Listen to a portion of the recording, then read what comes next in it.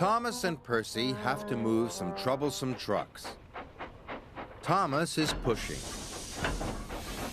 And Percy is pushing too.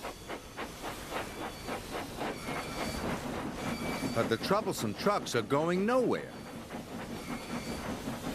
Can you see why?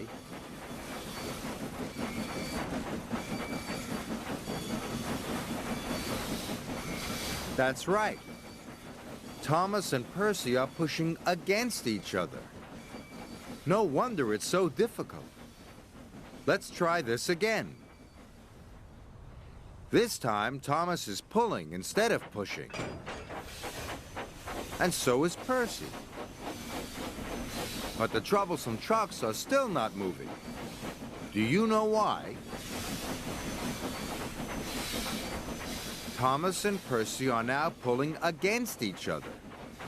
What should they do? Exactly. One should push and the other should pull. And between them, Thomas and Percy will move those troublesome trucks in no time.